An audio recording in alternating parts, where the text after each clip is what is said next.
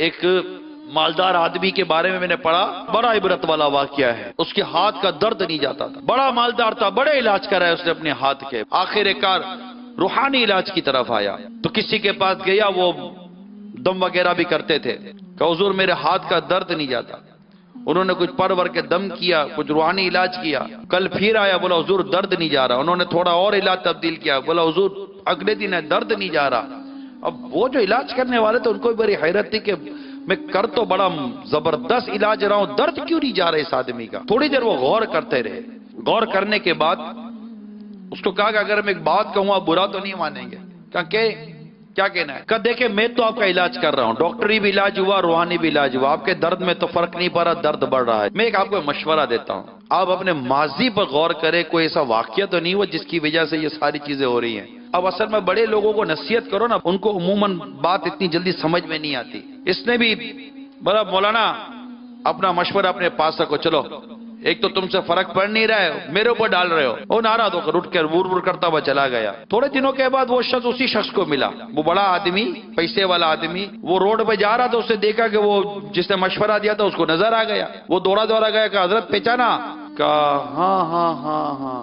آپ کے ہاتھ کا درد؟ بولا میرا ہاتھ کا درد صحیح ہو گیا. کہ چلے مبارک ہو. کب پوچھے تو صحیح کیسے صحیح ہوا؟ کہ جی کیسے صحیح ہوا؟ کہ میں نے گھر جا کر رات آپ کے مشورے پر غور کیا، میں غور کرتا رہا، مجھے ایک بات یاد آئی. بات یہ تھی کہ میری کوٹھی بہت بڑی ہے، تو جب میں نے اپنا بنگلہ اپنی کوٹھی بنائی تو میرے گھر کے ساتھ، بنگلے کے ساتھ، کوٹھی کے ساتھ ایک پلاٹ تھا. میری خواہش تھی کہ پلاٹ مجھے مل جائے، یہ زمین مجھے مل جائے تو میرا بنگلہ، میری کوٹھی بڑی ہو جائے گی اور خوبصورت ہو جائے گی. اب میں نے چاہا وہ مل جائے. وہ پلاٹ تھا، کسی زمین تھی کسی بیوہ کی. میں نے اس بیوہ سے رابطہ کیا، اس سے بولا یہ یتیم بچے ہیں، ان کے باپ یہ پلاٹ چھوڑ کر دنیا سے چلے گئے، میں نے رکھا ہوا ہے کہ یہ بچے بڑے ہوں گے تو ان کو پلاٹ کام آ جائے گا. اب وہ پلاٹ میرے دماغ میں پھنس گیا تھا، اور وہ بیوہ عورت تھی جو ماننے کا نام نہیں لے رہی تھی.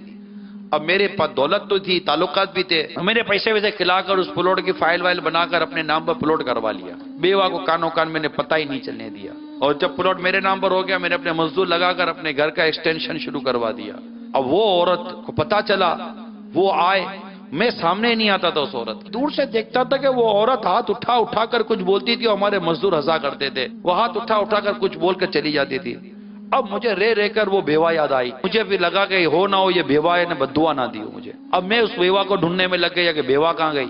پتا چلا بیوہ کسی اور شہر چلے گی. میں کسی اور شہر گیا اس بیوہ کو ڈھونڈتا ہوا، گھر کا پتہ معلوم کیا، بیوہ سے رابطہ کیا، کہ سے پوچھا کہ وہ جو ہوا تھا کیا ہوا تھا. میں نے تیرے لئے بددعا کی تھی، ہاتھ اٹھا کر تیرے ہاتھوں کے لئے میں نے بددعا کی تھی کہ جن ہاتھوں نے میرے یتیم بچوں کی جائیداد پر قبضہ کر لیا.